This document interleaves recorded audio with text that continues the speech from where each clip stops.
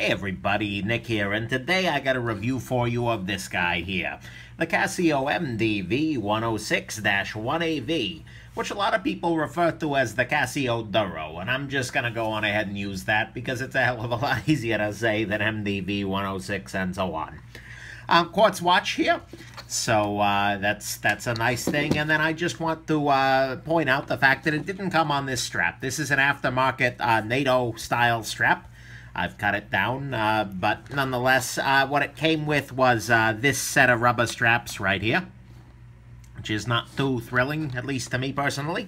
And so I put it on the NATO strap and wore it that way, and so it's 15 bucks though.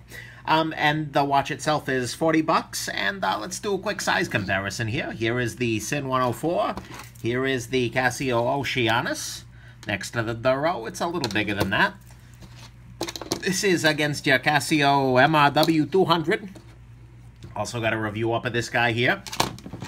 And of course, against your Grand Touring here. Which is, oh man, is that a piece of crap. But anyways, so there's your size comparison. Let's go on ahead and jump into the good, the bad, and the ugly on your Casio Duro here. Okay, so first your good. First and foremost, I do like the styling on it. It's got some Rolex Submariner in it, clearly with the bezel, but a lot of dive watches do, and it's not enough to feel like a knockoff. You look at a Steinhardt or something like that, you're like, oh, okay, yeah, I see what you did. This is kind of doing its own thing. So that's good, and it's clean, and it's very, very legible. And that's one of the things I like most about this guy, is it is legible from across the room.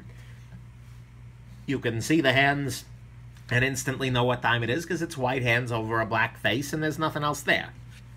So I like that. That's great. Beautiful, beautiful styling. The case is also nicely done here. I'll take it off the strap for a second just to show that off. The case of the watch itself is contoured, and it's kind of polished. It's not super mirror polished, but it does the trick. And so the case on this watch doesn't look bad in any way, shape, or form, and especially compared to some really cheapy-looking watches, your plastic ones, and even some of your more expensive watches, this looks pretty decent. And it feels pretty substantial and pretty durable, and it's also pretty heavy. And that's something that's I consider to be a nice thing, because it just makes it feel a little more substantial. But this watch, just the head on it, is 2.68 ounces. And that's not a trivial amount of weight, but that's okay. Like I said, it feels pretty decent. So there you go. It is a water-resistant watch. You can see here 200 meters, which means that you just don't have to worry about water with this particular watch. It's very, very water-resistant. No problem there. And it actually has a screw-down crown, which is pretty unusual in lower-end sorts of watches, so I like that. The crystal here is a mineral crystal, and you can see that it is flat rather than domed. Mineral crystal is not going to be as scratch resistant as sapphire, but it's a $40 watch, so okay, no big problem there. That's good. It does have a diver's bezel on it, and I like it. It's actually a decently done one because it is unidirectional, which means you can turn it in this direction, but you can't go backwards. It's originally meant for divers. You don't want to add accidentally more time underwater before you run out of air, but you know, there you go. And it does click. And, you know, there's a little bit of bezel play here, but again, it's a $40 freaking watch. And having the bezel is a nice thing. I tend to like the bezel just as a functional tool sort of affair, and this one is done just fine for the price. So that's good. It does have lume on the hour hand, the minute hand, the second hand, this dot up here. The indices are also lumed, but they're not well enough that it matters. So we'll get there again. The crown, if you pop it on out here, has two settings. The first setting is to actually adjust the time here, and the second hand stops, which is good. Second setting actually lets you adjust the date. So I'm going to go ahead and try and get this in the right position. There we go. And so you can adjust the date quickly using this little quick set thing, which is good.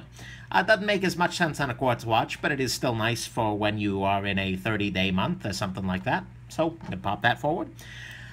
Beautiful. What else here? It's a quartz watch, so it's plenty accurate. I think, yeah, this guy's running about half a second a day in its first little while here. so that's no problem at all. It does have a date window, obviously, and the date window is not huge. You know, it's smaller than, for instance, on your Oceanus here, but that's okay. It doesn't need to be super huge, and it does the trick, no problem.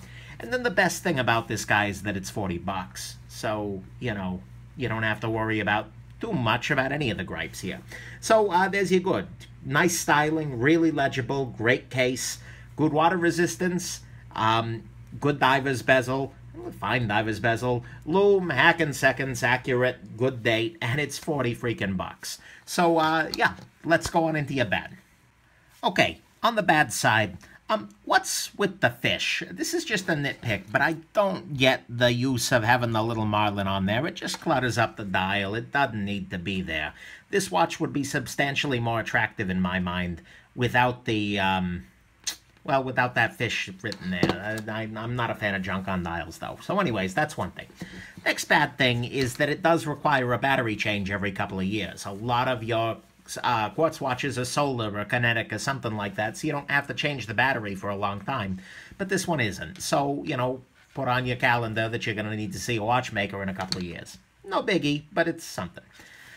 Another issue for me, at least, is that this watch is bigger than it needs to be. You know, I have fairly small wrists, and it's pretty substantial for me.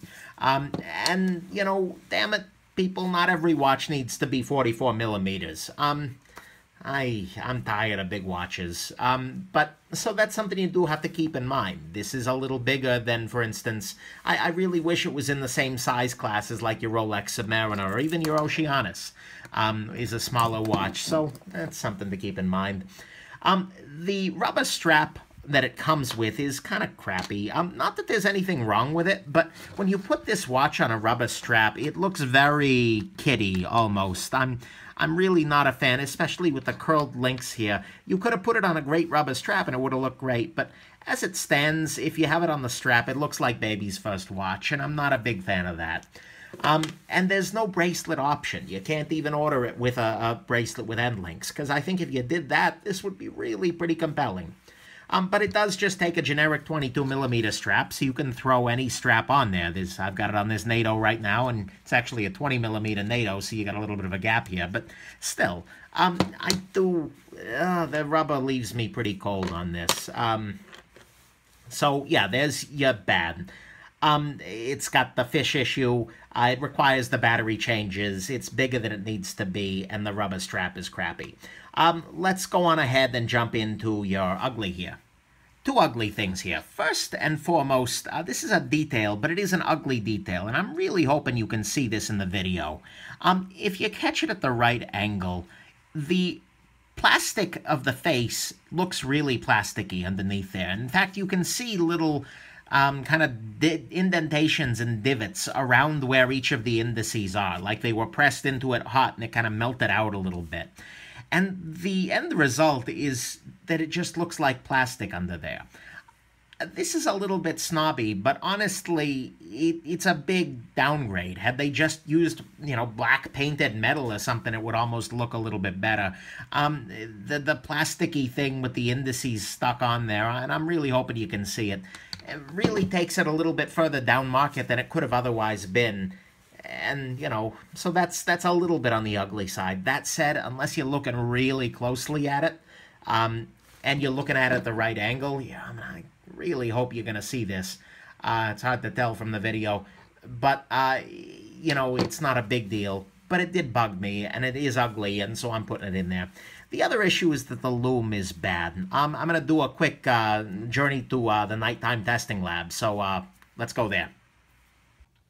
Greetings from the nighttime testing lab. So over here on the left, you have the Casio Oceanus. Over here on the right, you've got your SIN 104. And then in the middle here, just barely visible, you have the Duro. And so you can see here, as I zoom in, that you've got the little pip at the very top, and you've got the two hands, but the indices just really aren't lighting up at all. It's a little bit better to the naked eye, but it's just not stellar. So there you go, and all of these have just been charged by the sun, so the comparison is fair. Let's jump back to the review. So, yeah, I mean, the indices are not loomed, basically. The hands are loomed okay. You get about 3 or 4 hours of readable lume, when your eyes are adjusted to the dark, after you really charge it up there, which is fine, but not stellar. And it's absolutely terrible next to even your basic Citizen, your Seiko, and even some of Casio's higher end. And that's kind of what bugs me about it, is that it's just them being lazy or cheap. I mean, the Oceanus is another Casio watch, and the lume on it is great. They clearly have the proper compounds around, they've just chosen not to use them. And this is a great $40 watch, but it would be a stellar $45 watch with good lume. If they'd spent that little tiny bit of extra just to make it a competent overnight watch, I'd be calling this guy from the rooftops. But they got lazy, or they got cheap, or a little of each, and so there's no lume. So that's your ugly. The face of the watch has that kind of bendy, plasticky look to it, and the lume is just not stellar. Let's just jump into the final verdict here. So, okay, this is a watch that's pretty solid, but it's got some downsides. I mean, it is a shame that it doesn't come with a bracelet or a real strap, so you have to put that kind of in aftermarket. But you've got options. You can throw a NATO, you can do leather, pearl-on, even get an aftermarket bracelet for it, and, live with the fact that you don't have end links on it. But, that sucks. And you do have to account for the size, the fact that this is bigger than it really should be. But honestly, if you're willing, and the lack of lume issue is a big one, but nonetheless, if you're willing to live with those things, this is a really solid watch for the cash. Because, I mean, it's got a great style. It's got a great case. The legibility is stellar. The water resistance, durability, good movement. And you get all of this for $40 plus the cost of whatever strap you want to put it on. So it's very, very good in that way. And this is a stellar first watch as a gift for somebody. Or even if you haven't been wearing a watch for many years, but you decide you want to give it a shot, this is a way to do it. You put it on a nice strap, and this can look decent and respectable. Even kind of cool. So, that's great. And it's also a great little gift. For $40, there you go. It won't hit gem without the decent lume. That's going to be a problem for me, but it's really solid, and I would recommend it, given all of those provisos. So there you go. If you're looking for an inexpensive watch, this is a pretty damn good place to look, so long as you don't need to look overnight. I hope this has been interesting, that you had a good time, and that you have yourselves an absolutely wonderful rest of your day.